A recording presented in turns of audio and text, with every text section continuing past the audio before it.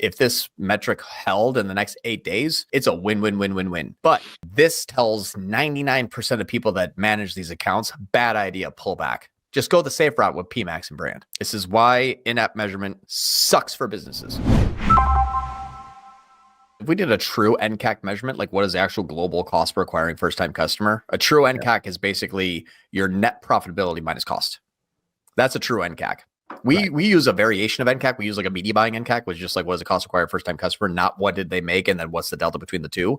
But our cost per acquire first-time customer is probably negative $3. Like we're probably profitable $3.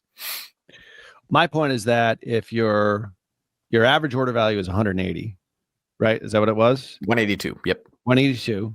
Okay. And your NCAC 76. 76. Mm-hmm. Okay. So they have 50% profit margins. We're good to go. If it is 50%. Yeah. And that's on the first sale though. That's not including the subsequent subscriptions. Right. That's the point. So the real way to measure this isn't necessarily AOV versus NCAC either. No, it's NCAC versus LTV. Exactly. Yeah. Yeah. They don't have that metric. That's what we're working on.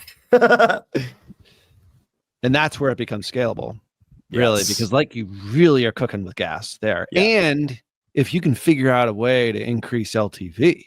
Mm-hmm.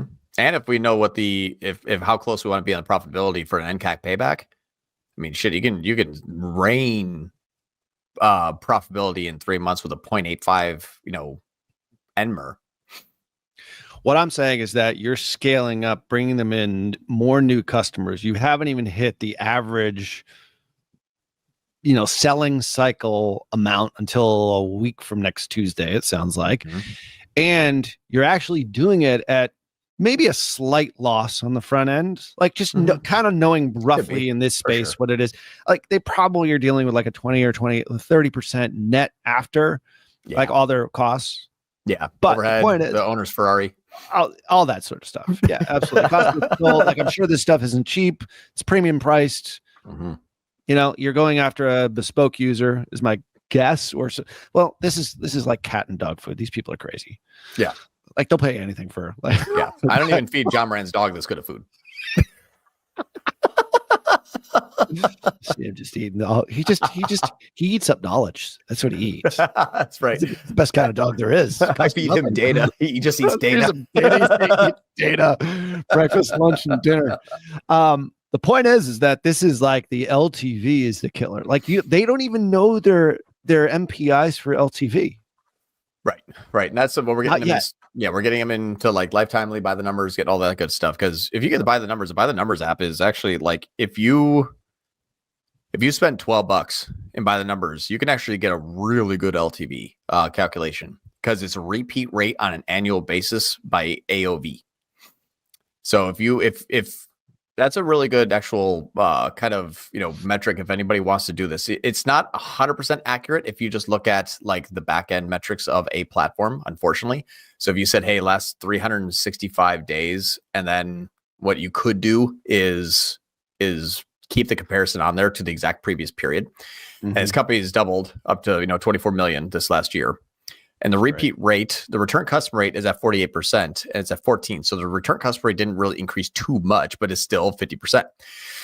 Now, if we assume that 50% of the people have a second order annually and it's a 184, then you actually take the 184.23 times 1.5. Actually, technically 8 because it's 1.48 here, which means 48% of the people do it twice. So you multiply by 1.48. Right. So you have a $272.66 LTV annually. That's assuming that the cohort analysis, which is good, it does seem like 35 to 36% of first-time customers order a second time. That's the amount of subscribers though to normal purchases. Every day that we have 10 purchases, it's about 60-40. 60% are one-time purchases, 40% are recurring. But your NCAC is usually on the first time, which are usually not subscribers, but your LTV on the second purchase is really heavy subscribers because they buy it, they test it, dog likes it, put it on subscription. It's a very simple way of doing things. So we have to kind of average out that our NCAC for our first time orders has to actually have a lower target if we want to be profitable on the first time sale, because there's no guarantee that people are going to subscribe and the AOV in the first time order is really low. So that's what I'm saying. There is you can get a justification. It's not going to be something that's like scientifically set in stone, but if you want an average, I have a 272 LTV off of and I forget the other one, $72 was my NCAC. So yeah. So let's just say 272 divided by 76.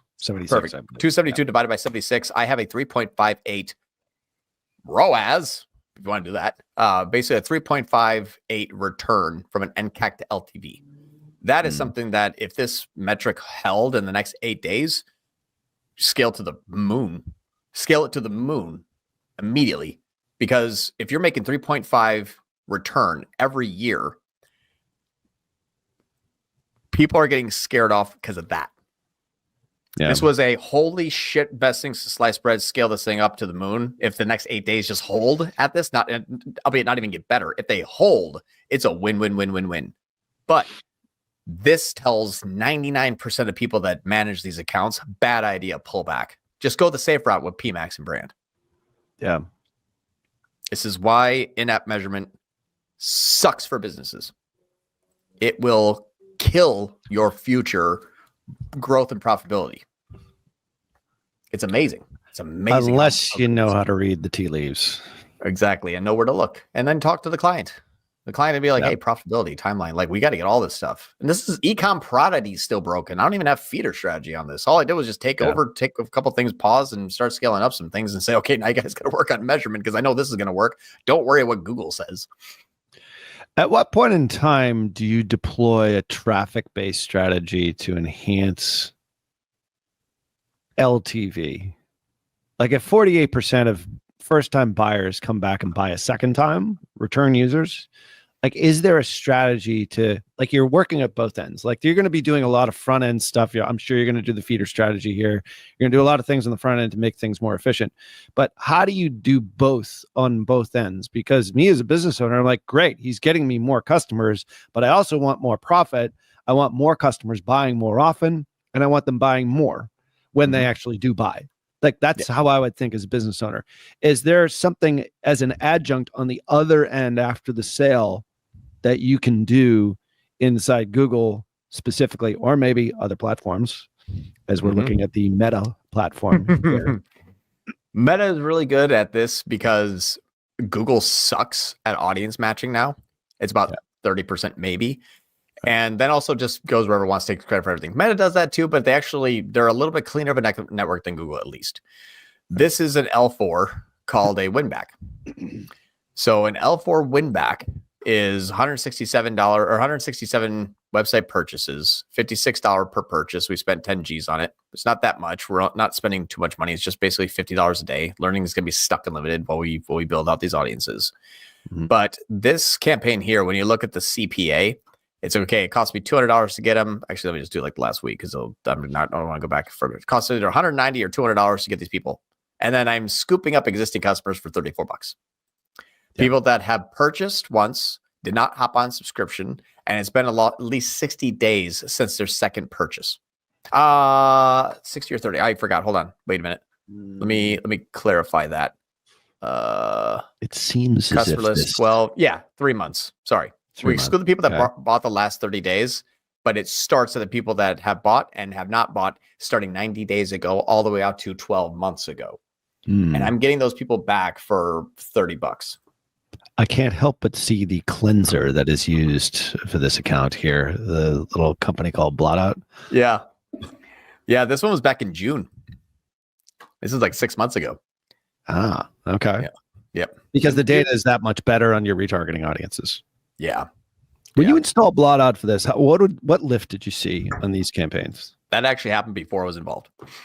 Ah, okay. Yeah. Yeah. So I don't know what ended up happening back then when they probably installed it in like May. But I started working with him on Google in October of last year. And for Meta was about 3 months ago.